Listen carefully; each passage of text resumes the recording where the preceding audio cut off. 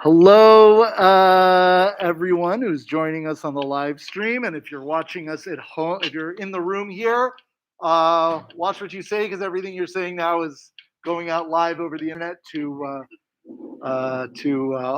everybody who's watching this. So we're going to get started in just a couple minutes, yeah, just bear with us. We'll just get started in just a couple minutes. Unless you guys.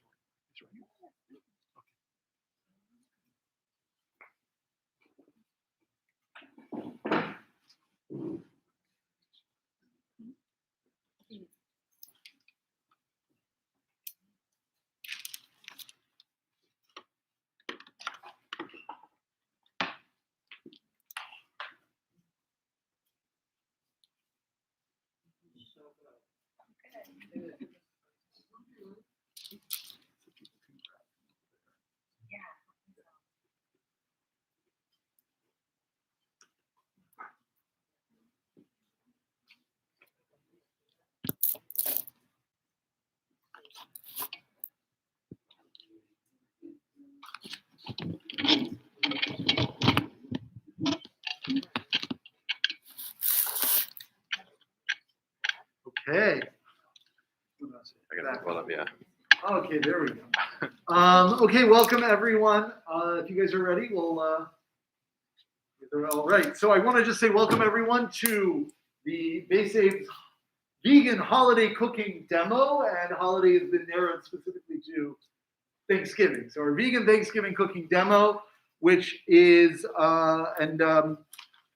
part of the part of the Shamayim Synagogue Vegan Challenge that VegFund has been participating in this year, or this is our second event, and we'll be having about one event a month, please God, for the next 8 months or so. And next month's event is on December 11th, and it's going to be a movie screening here Saturday night, 7 p.m. We'll be watching the movie Forks Over Knives, and there will be vegan hot cocoa, spiked for the adults and unspiked for children and any adults who prefer not spiked. And there'll be popcorn, not such a novel idea that would be vegan. And I believe we'll be having vegan cinnamon buns. So come for the food, stay for the movie, and it should be a good time. December 11th, 7 p.m. And I have some thank yous, but I'm going to start with an apology to whoever it is that I'm inevitably going to omit from the thank you list. I'm sure there's somebody, but I want to start by thanking our sponsors. This event is made possible by Shamayim, which is a Jewish organization focused on animal welfare and plant-based eating, and also by VegFund. And I want to thank a lot of people whose hands have made this night possible. Everyone who was here last night cooking, which was Jessica and Brian, and Emery and Aviva Silverstein and Lily Cannell Katz.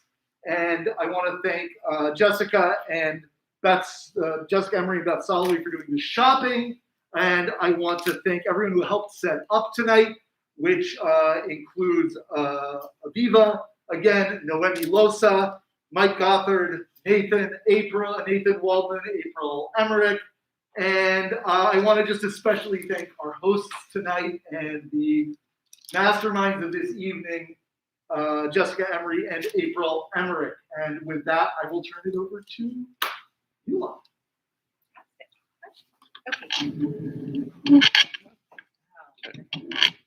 Okay, so today's topic is going to be holiday cooking, and we're specifically narrowing it to the holidays because the rest of the year, if you want to have vegan food in your home, it's very easy. You just pick whatever kind of vegetable dish you want. There's a lot of selection. There's a major amount of resources, but the holidays typically involve foods that are really partial to. They involve memory, they involve family, and it's a lot harder to maybe give up those foods if you didn't grow up vegan, which a lot of us haven't. So a lot of people have challenges trying to figure out how to make a great holiday meal, something that people will enjoy, something that you'll enjoy, and still have those wonderful memories and connections with your family. So I think the first part of tonight, we're going to talk a little bit about how to make substitutions. You can reuse recipes you already know and love, make them taste great. You can maybe use other recipes that you found and veganize them, because there's not always something that you're looking for in the vegan cooking world. So we're going to go through a lot of the main substitutions that you'll need for the holidays. So hopefully you can salvage some of those recipes.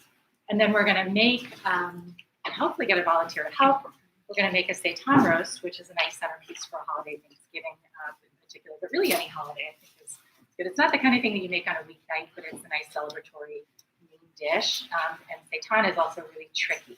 So it's the kind of thing that looks great on the internet. You go to make it, and then you have rubber, or you have like smushed grains, and you're going to get, oh my gosh, where did I go wrong? What did I do wrong? So we're going to make a very easy to make roast. And hopefully, if we have time, we'll do some butternut mac, which is another one of those really easy ones that could be a very festive substitution for mac and cheese. It's not going to taste like cheese, but it'll taste very festive and holiday.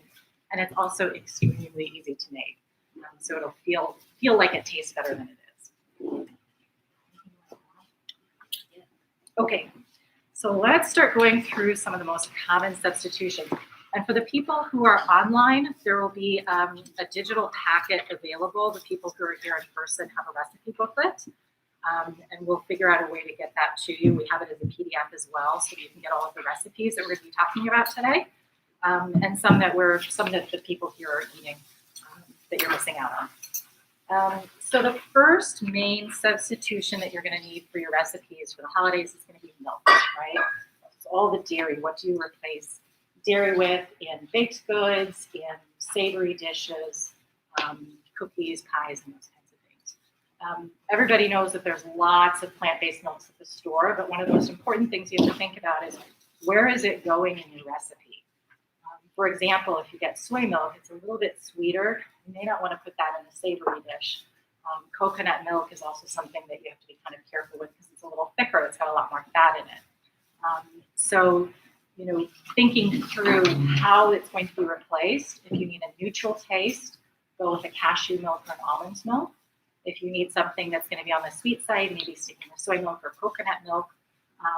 But also the baked goods. So if you look in your packet towards the end, I think it's the second page from the end, we've included some of the recipes that are the hardest for Thanksgiving: evaporated milk and sweetened condensed milk.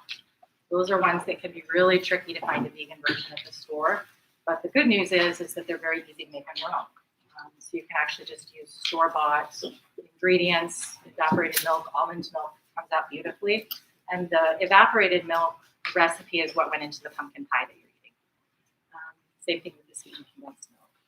And I did want to add one thing, speaking about the milk alternatives. So like Jessica was saying, it's really important to recognize and think about what it is that is binding with that, right? So the coconut milk, because it is thicker, it's going to do better usually with spices. It's like a spice dish or like a stew, because you want it to be a little bit thicker.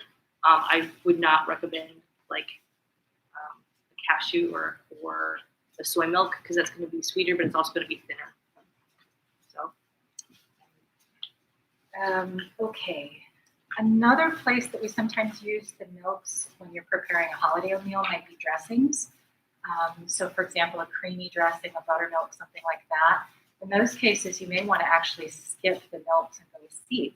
You'll find a ton of recipes online using sunflower seeds, cashews, maybe even almonds. And the basic technique is that you're going to soak them in hot water. It makes them nice and soft. And then puree them really well in a blender. And it gives it that nice fat. It gives it a creamy texture. So if you have to make a dressing, if you have a favorite dressing recipe, I would try cashews or sunflower seeds for those. Let's see. Okay, the second big one, meat. How many people in here are vegan full-time? Is anybody? Okay, so we've got a few vegans full-time. Anybody not at all vegan? Okay. So if you're preparing a vegan, let's say that you have a guest and you want to make sure that your guest is comfortable, or you're not used to making a vegan meal, one of the most common mistakes that people will make is their first vegan special meal, they'll try to replace the meat. So it would be a really good moment for you to connect with whoever you're cooking for about why they're vegan and what their preferences are, because a lot of vegans may not really be that interested in replacing a turkey. They're not going to die of a protein deficiency. And a lot of times we're just as happy with a bunch of sides. So, get creative with your meal planning. You don't need to necessarily replace the main dish. When you're eating a plant-based diet, the veggies are the main dish. So sometimes a great meal is really more of things that meat eaters might consider sides. But I just wanted to point that out. If you do want to replace that feeling of the centerpiece, like I said, we're going to do the seitan here. That's a great option. That's made from vital wheat gluten, and it has a nice heavy texture. It has a savory taste to it. And it's I think familiar if you've tried any of the store-bought versions. Other options are things like tofu. You can get frozen roasts as well that are commercially prepared. But I think those are the two main ones. And the big thing about the protein, I know a lot of meat eaters are always concerned about how, if you're vegan or vegetarian, how are you getting your protein? Don't worry so much about that. Protein comes from plants. I promise you will get enough protein. Yes. I have yet to expire, and I've been vegetarian for 25 years. I'm obviously well fed too. Okay, cheeses. So cheeses are tough. So there are vegan cheeses out there, but a lot of the recipes, and I say they're tough because when you go looking online, you're looking for a great recipe, you want something that's kind of cheesy. There's a lot of recipes that have a ton of nutritional yeast in them. I would say to try those first. Some people really love the taste of nutritional yeast. Some people really don't like it. So it can be a very personal preference how much food you like in your life. But I think, in my house, we try to increase the flavor of the food in other ways, and that way you don't even miss the cheese. But they do have commercial ones. I don't know if you have any that you like. They do. I've tried a couple like cashew-based. So understand when I say cheese, there's no cheese in it, but it's like usually it's like a strong cashew base, and they're tasty, but they're not cheese. And so if you're really looking for cheese, I would go with nutritional yeast, but also, again, talk with the person that you're wanting to make this for. Me personally, if I have too much nutritional yeast, I get a stomachache. Yeah. So some people can tolerate it really well, some people can't. And again, some people like the taste, and some people just prefer not to have the taste. So. And I should mention that there's really two different kinds of cheese when you're cooking. So I love how vegan cooking is all about science. So there's the harder cheeses. Those are the ones that we've been talking about. That's like the cheddars and things like that with that really rich taste, a little sharper taste. The softer cheeses, on the other hand, are a lot easier to imitate in vegan cooking because they're really just that protein, fat, a little bit of sugar, and a little bit of salt is essentially what's happening when you're making cheese. So there's some great substitutions for cream cheese. There's also some great substitutions for feta cheese using tofu. So I would say those are usually safe and easy to replicate recipes. Of course, the cheddars might be a little bit harder. Okay, so the hardest one in baking is eggs. The last page of the packet has sort of a chart. This is meant for baking. This wouldn't be as much for savory dishes, but it gives you a list of some of the common substitutions that you might make when you're trying to convert a recipe to veganize it, based on what they do. And I think that that's the most important thing. Again, like the milk, you need to think about how the eggs are functioning in the recipe. So eggs typically in baking do 3 or 4 things at once. They will make the baked good moist. They add protein to it so it has a nice texture to it. They act as a leavener sometimes. So when you look at the chart, you can kind of think about, okay, what is it really doing in this recipe? So for example, quick breads are things like banana bread and zucchini bread. Those already have baking soda in it, so the egg isn't really acting as a leavener. It's acting to help keep it moist and give it some texture. So in those types of recipes, things like bananas or fruits, those are great substitutions because they help bring that moisture back in. Aquafaba would be another one. That's the juice from like a can of beans. Again, that acts like giving a little protein, a little bit of richness to the baked good. On the other hand, if you've got cakes, cupcakes, things that really need to fluff and the egg is going to help fluff it, you might want to look to the last option of doing a little extra baking soda or baking powder and vinegar. Those are also great substitutions. You can very easily make cupcakes vegan by using some of those. So if you have a favorite recipe, I would go down the list and try to figure out what's going on in the recipe, and then just pick one based on the list. Then midway down, there's one called an energy egg replacer. That's a commercially available egg replacer. I think it's a combination of potato starch, cornstarch, and some other things where somebody's sort of figured out the right proportion. So if you're feeling a little shy about replacing eggs on your own, that would probably be a safe choice. I think you can usually get it at Deerberg's would be a good spot. Whole Foods has it too. Which I guess is another good point. When we're talking about substitutions, you need to know where to buy things. Typically, Whole Foods, Trader Joe's, and Deerberg's have good selections. Deerberg's, you might have to ask somebody because they don't put it all in the same spot. It's kind of all around. But the other stores are great. Also, what's the new one? Fresh Time. Fresh Time has a really good selection of some of these things. Applesauce is also a great substitution for some of them. Yeah, I have applesauce or vegetable puree. You can use some of the squashes and things too, because it'll do the same thing. It'll add a little sweetness, a little bit of moisture, like zucchini or even extra So, and feel free to interrupt anytime if you have questions, because I don't want this to be just a journey. What are some of the things that people really want to cook? What are your favorite holiday foods? What's something you really enjoy having on your table? Macaroni and cheese. Okay, so we got the butternut mac for you. Anybody else have a favorite I thing? like the stuffing. Oh, what kind of stuffing do you like the best? I like the bread stuffing. Was it sweet or just savory? Probably more savory. So we've got a sweet one that we're going to be working with today, but That's fine. yeah, but it's good. How about you? Beef casserole. Oh yeah, that's a good one. So I didn't include a recipe for that, but there are some great recipes for replacing that cream of mushroom soup. What is it? It doesn't taste like chicken. It's a fantastic blog. She has a recipe for that if you want to make that. So that's another one that's really easy to veganize. Okay. And you can get that. What about you?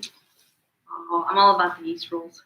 I know, me too. For me, it's this cranberry salad that has pineapple and cranberries and sugar, and I think the original one had Cool Whip. So, yeah. What's another fun substitution? Well, they have commercially available ones now for that. So they have some coconut milk. Ooh, I have not tried it. Okay. So do you want to demo? Yeah. Any questions so far? Anything on substitutions? Okay. So we're gonna. I guess we should. Oh, one thing I did want to mention though about the coconut milk, because when I first started using the milk substitutions, so coconut milk in a can is thicker and fattier, and not always. Usually, what you're going to use in things like soups and stews instead of coconut milk in a carton. Very different. Yeah. So there's a much higher fat content in the coconut milk in a can. And be careful about substituting light coconut milk for regular. Full, yes. Because it won't necessarily have enough fat. If a recipe calls for coconut milk, assume that they mean full fat unless it says that you can substitute the light. Otherwise, it's just going to be a little bit flat. So is anybody who considers themselves maybe a little challenged in the cooking department, would anybody like to try to make seitan rice with us? We haven't actually. Anybody what? You can get it in some of those, right? Yeah. Go ahead. What do you need help with? Well, we're going to be making some roasts. We got everything prepared. If anybody would like to get their hands a little bit messy. Well, yeah. We'll help. All right.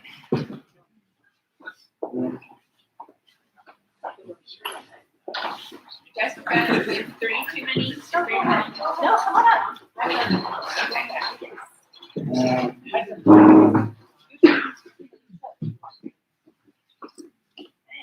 How many helpers do you need? We have room for 3. So if you guys want to do teams of 3, I've made this before. Yeah. Yeah. Okay. So, wash hands and gloves. Yes. One back.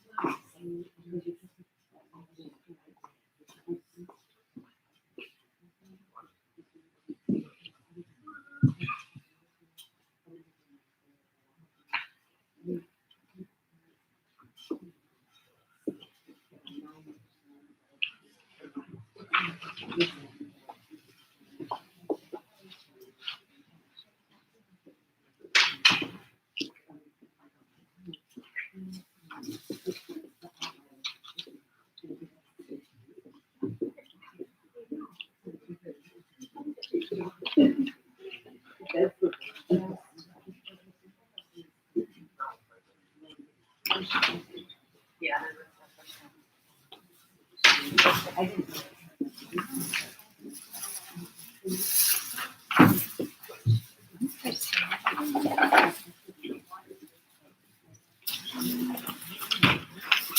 Everything's measured.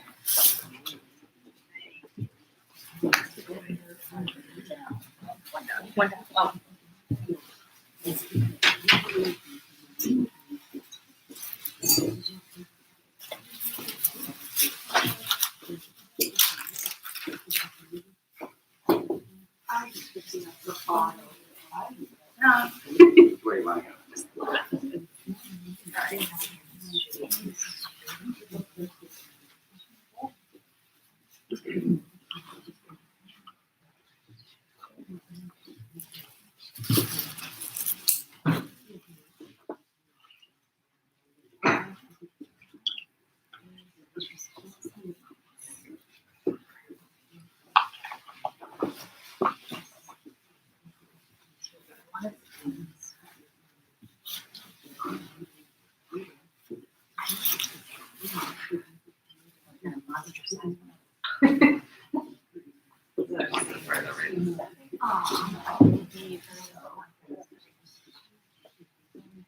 Okay, so let's make sure you guys have the recipe packets.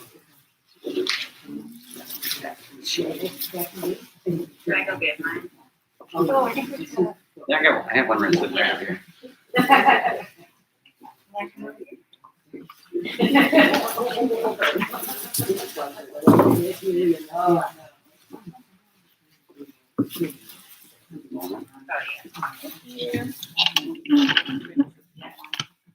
Okay, so we've already measured everything out.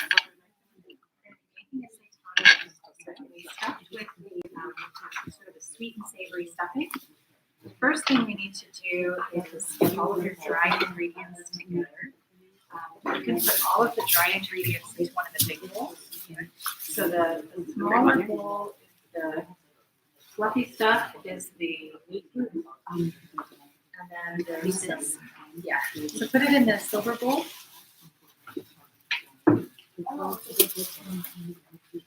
That's nutritional yeast. That's the nutritional yeast. I think that. I think we've already got the poultry seasoning in it. So the people watching so far, what they've put in is bridal wheat gluten, poultry seasoning, and really you can put in any kind of spice blend that you like. It doesn't have to be that. It could be thyme or rosemary or something that you're partial to. Sage would also be really good. And then nutritional yeast. Next, we're going to mix together some of the wet ingredients. So there's already some stock measured into the red bowl. And we're going to add to that some tomato paste and olive oil. This has the tomato paste and olive oil. Okay. Oh. Grab 3. Okay.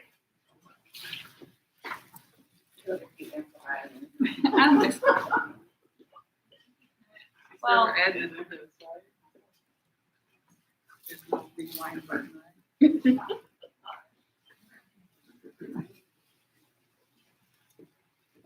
Okay, so this particular recipe, what I like in the seitan roast is to add a little bit of beans to the mixture. It gives it a little bit of a break from that gluten that's forming and that sort of heavier taste. It makes a really nice soft roast, but it's not too soft, not too hard. And so we're going to divide this into three. Like about a third of it and cut it in the left. So it's about a half a cup of vinegar. You don't have to use white beans. You could use red kidney beans. You could use chickpeas. Anything to just give it a little bit of that meaty texture. Usually when I'm mashing it or I chop it at home, I don't quite do it all the way. I don't make it super smooth. I leave a little bit of pieces in it, and it makes for some nice texture in the roast. Okay, so I'm going to take part of that.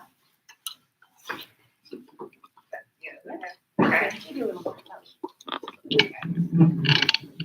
Last bit through. Just kind of stir it together. It doesn't have to be perfect, but is that going in the dry? That goes over here, yeah? Yep, it goes in the wet.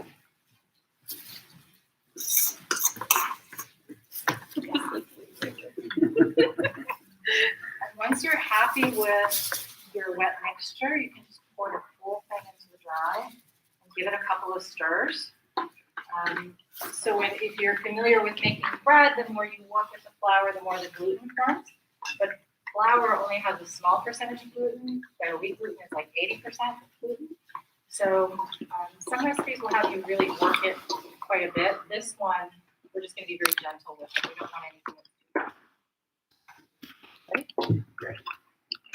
So once you get sort of a shaggy mixture, you can actually pick it up and knead it by hand for about a minute. It should be a soft, slightly wet dough, not too sticky.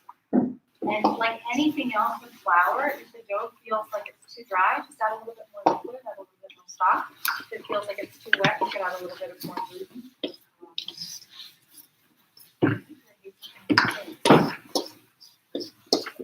You want to knead it for about a minute.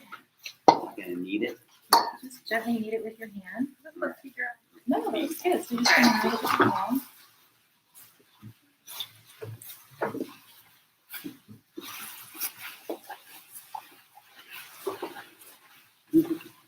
You got it. You got it.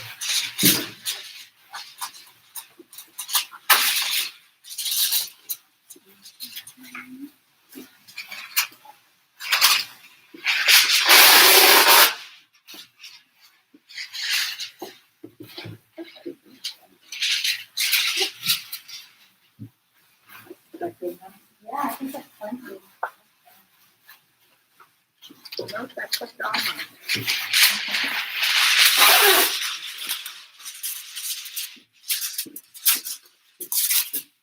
Okay. How many people here make sushi? Only have 2 people? Okay, so you're going to learn how to sushi roll, because that's how we're going to roll these out. Fun. Yeah.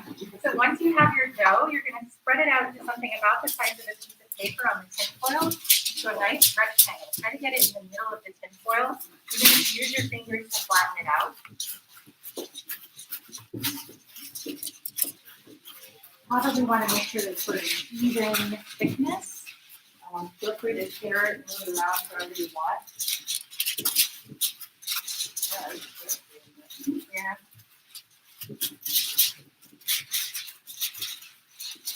That's part of why it's good to have a nice soft dough. It's really good. If you don't like the shape of it, you can tear some off and move it around. It's going to be pretty forgiving.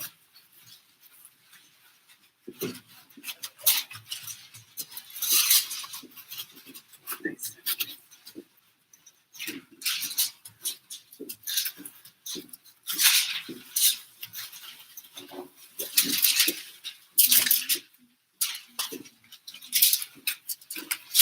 I'll wait. You happy with it? Yeah. Looking good?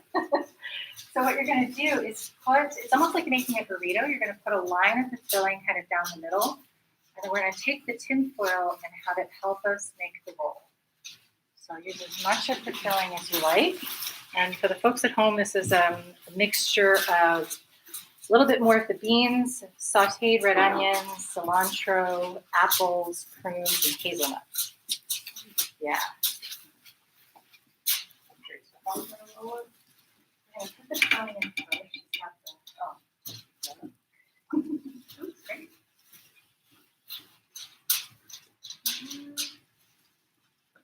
is this style we're putting it through the whole thing as rolling or just a little bit of this? We're gonna go this way. Got it. So it'll be a long log.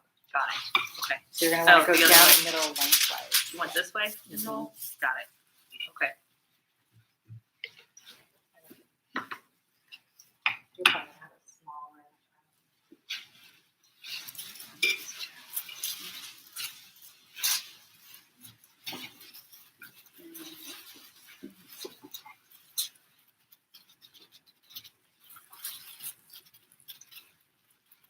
And you can make it kind of tall too. It doesn't have to be narrow. Actually, I usually pile mine up like a trencher in the middle. We're just gonna go for it.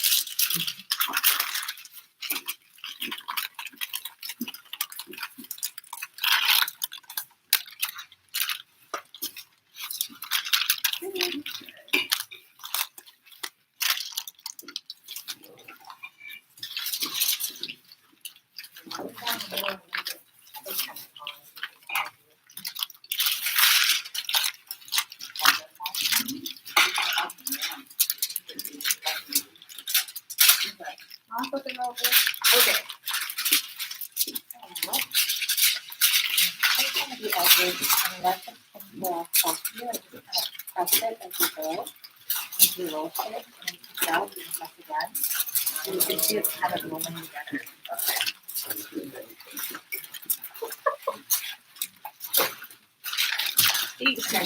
Depends a week. You're really. When I say this, I'm gonna unveil this to the max, but it'll be fine.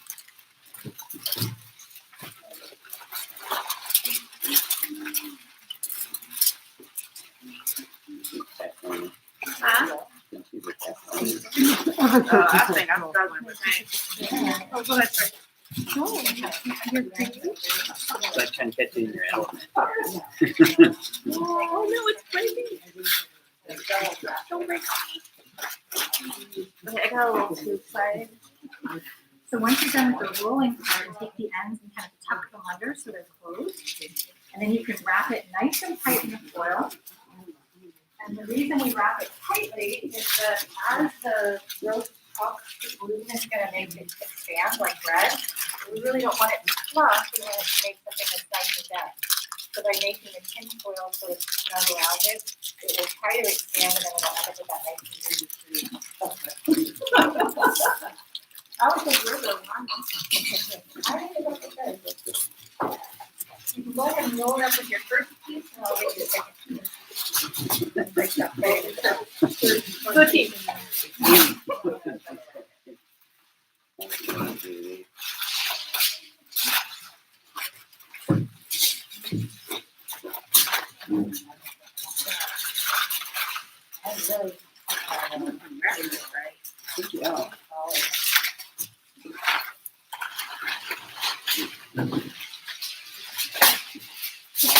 The sushi, you don't have a dried out.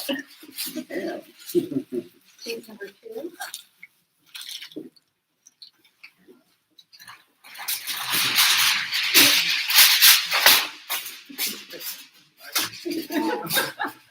Piece number 3. We've got a baguette over here.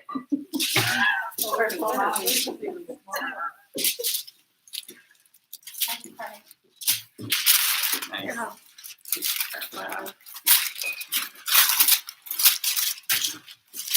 It looks great. It's very efficient. The perfect roller.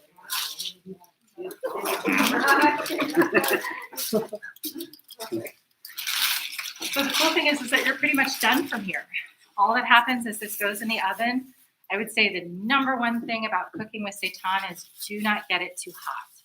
If you get it too hot, it will become tough. So I would say maximum 350 in the oven. If you have a fast cooking oven, turn it down a little bit. If you've got fast pans, turn it down to 325 and just let it bake for about an hour. Flip it every 15 or 20 minutes and it will brown on all the sides. You'll see when you take it out, it'll be a nice brown roast. So very, very easy. Like we did this in just a couple of minutes. Of course, there's the sauteing ahead of time. But what do you guys think? Pretty easy? Mm-hmm. How did it feel? Good. That's amazing. So anybody wants to try the filling, Did we just put them in there's and- plenty of filling. Probably after. Just, I know people on the stream are asking if the recipes are gonna be, are available somewhere right now. That they can. I'm not sure if you have a way to get it to them. I mean, I have a PDF, but I don't know how we would get it to them.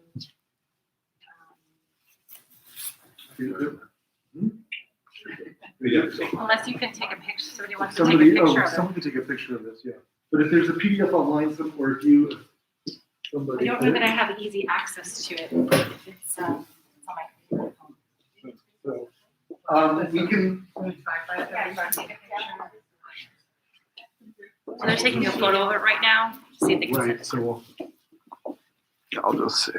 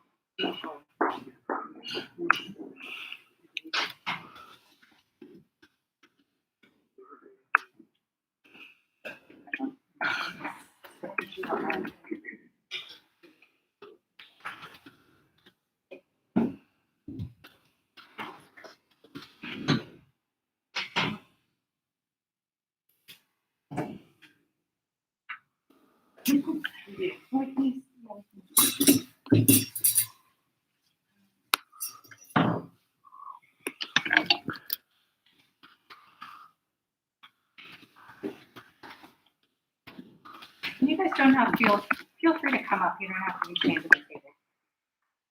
Looks like everybody's really far away. That you're welcome to come up. Okay, so we're gonna do one of these, the second one of the other recipes in the packet. This is the butternut mac. And this feels like cheating because it's like a two-step recipe. You measure a few things in a bowl and you put everything in the blender. I will say that with butternut squash, I used to be one of the people that always bought them from the store pre-cubed, and they would go bad really quickly, and I'd get really frustrated. I have a bad wrist, so it's really hard for me to peel and chop these. So I finally just started getting my husband to cut them in half. All you have to do is scoop out the seeds, save the seeds because you can roast them, they're edible. Stick it in the oven and forget about it. When it smells good, take it out. And if it looks a little bit squishy, it's probably done. So all you're gonna do for butternut mac, this is one of these like super fast things that taste really good, is we have, this is almond milk, nutritional yeast, some butter.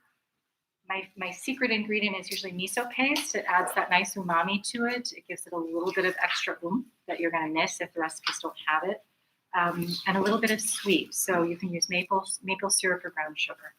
It works really well. But like I said, it's sort of a festive thing. It's not meant to be cheese, but it's gonna hit the spot. So you mix all of those ingredients together and then just scoop out your squash. I think the recipe has a measurement, but it's generally about a half of a squash. You can see when it's cooked really well, it comes right apart. You don't have to fuss with it. And you can just take you want to grab a couple of these too? Sure. I have some squash ones. And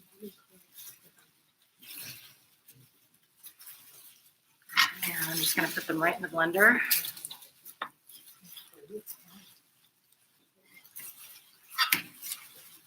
The warning skin off. Yes. Yes.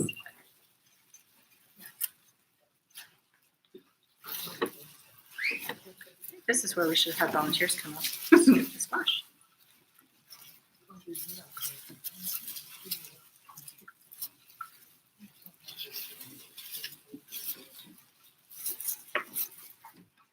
It's done. It's falling apart.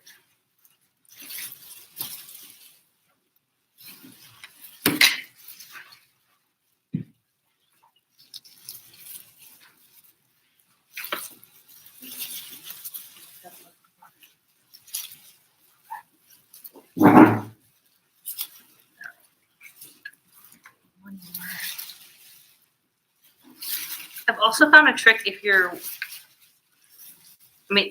it's true. Put it in the oven, forget about it, and just let it smell the whole house up, and then it's usually done. It really helps speed up the process. Usually is I'll wrap my aluminum foil, kind of like baked potatoes.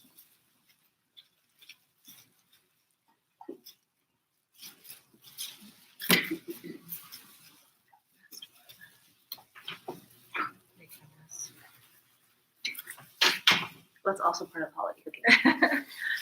Yes. Everything is harder with gloves. Too. Are we good? Or we need more? These are not the easiest things to cook in. I think that's. You want to do the honors? Oh, okay. So What it goes in, and get the noodles. great.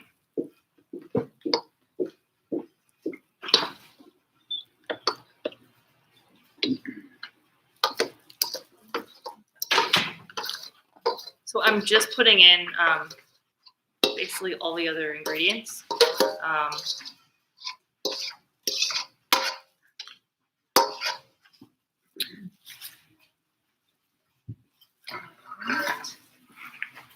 This is not my food processor, so I might let Jessica do this part. Feels like a vat of macaroni. I like shells. I think the shells is good, but Alright, does yours just turn on and then done? I think you just We're gonna pulse it. you just do it.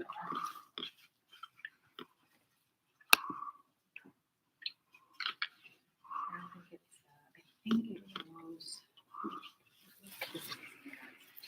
Oh.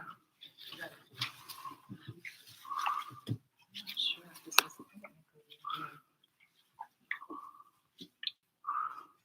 Yeah.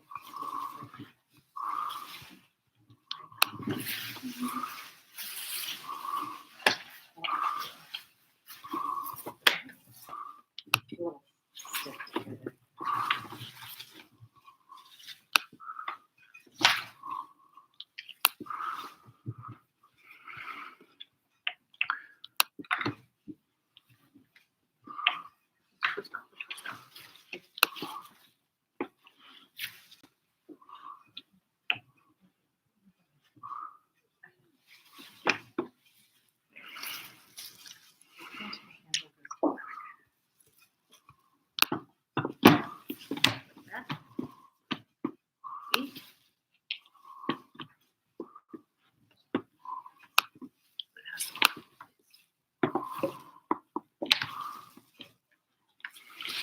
It's just a stick.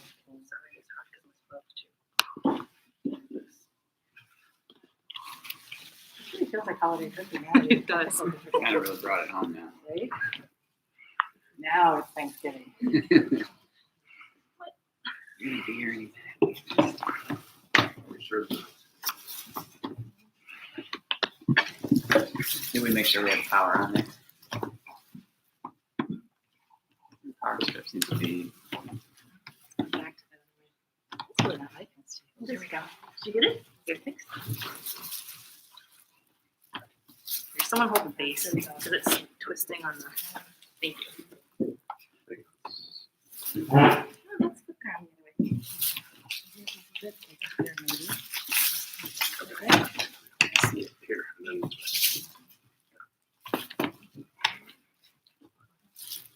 Just when I thought I made friends with this blender.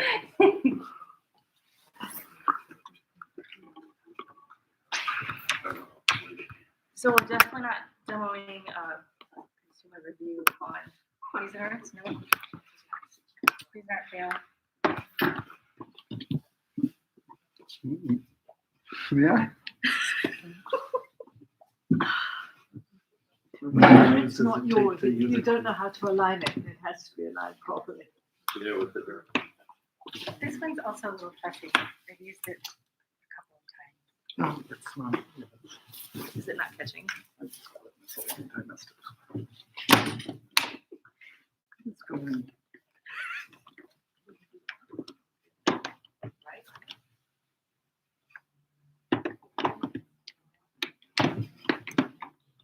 Sometimes it's easier to catch if you take out the knife in the Yeah. middle and then and settle it down and then And then put the blade over yes, it. and then put the blade after it.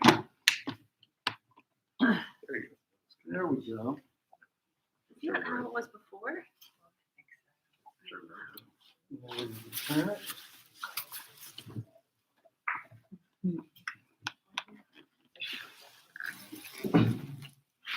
Although now it's a solid blue line instead of. Let's see.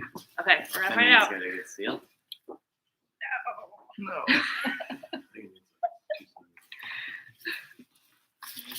So should we pull the blade back out? Yeah. Let's try Lily's suggestion. I'm not wearing gloves, so I'm not gonna open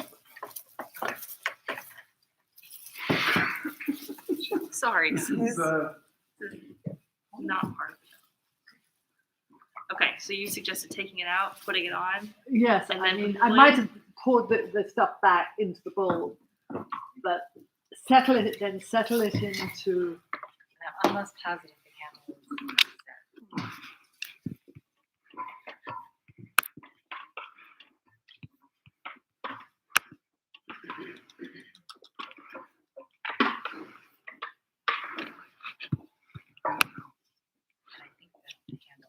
my food processor is a lot cheaper and it works differently. more expensive it is, the harder it is to use. Because how else do you know you got your money's worth? Yeah. Teamwork. Just for fun, There we now, you go. could try seeing if you close the thing up if it'll turn before you. Before I take the time to Looks toss all the good. ingredients back. There we go. Okay.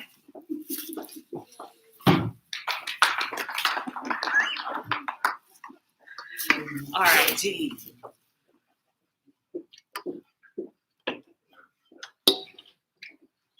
I promise at home it won't be that difficult.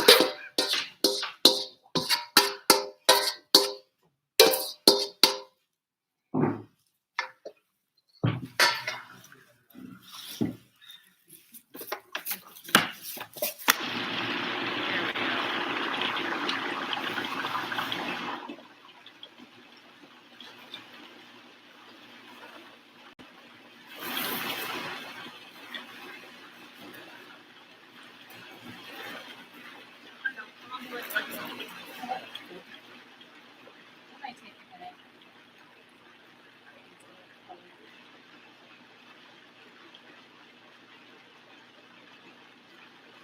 I think this is like half of vegan cooking. I feel like I use my food processor and cooler and those other things a lot more because making things from that often instead of just buying it from here. So it's worth it to have a food processor.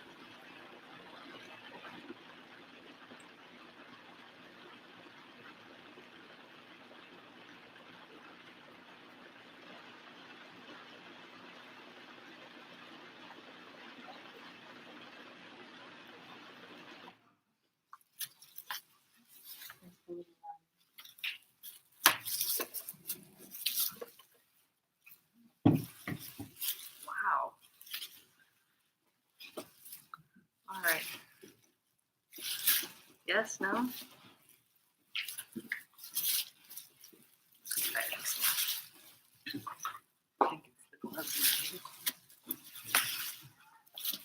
Hold on. No. Stop. Hold on. I wonder if it matters. No? It's not hard to get on. Towards the door. Oh, I thought that was how we put it on. Oh, it is? So Yeah. the other way. What? I had a 50-50 chance. Yeah. Okay. I almost never want to see that thing again. So just go right in the middle. And if it's thick, so this one's a little bit thick, which means we probably put in more butternut than we needed. You can always thin it out with a little bit more milk. Check the seasoning, but it's going to make that thick, creamy sauce. This is a little bit cold. So typically once I finish up the sauce, we'll go ahead and put it back on the stove for a little bit, let everything get warm before you serve it. I like making this with roasted veggies. It is a really good combination if you do like roasted Brussels sprouts or roasted broccoli and put it on top or on the side, even maybe carrots or parsnips.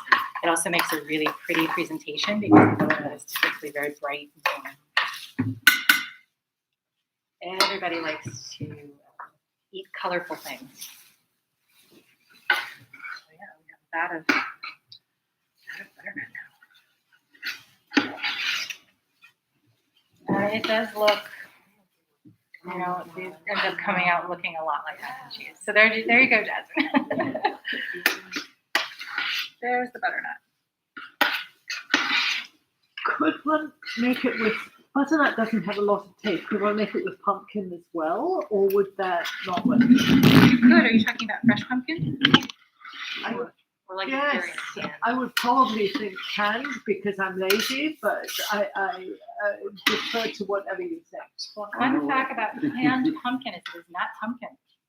Apparently, pumpkin doesn't taste very good, so canned pumpkin is technically squash. And it's because the USDA considers all pumpkin squashes. You may be getting some other kind of squash in your pumpkin can. But yeah, I would think it would work well.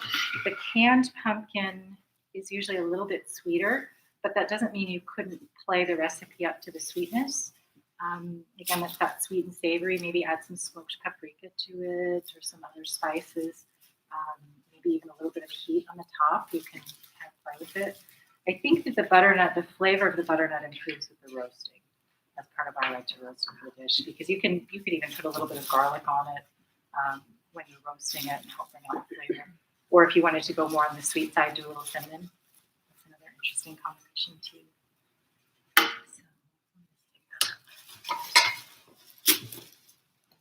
What else?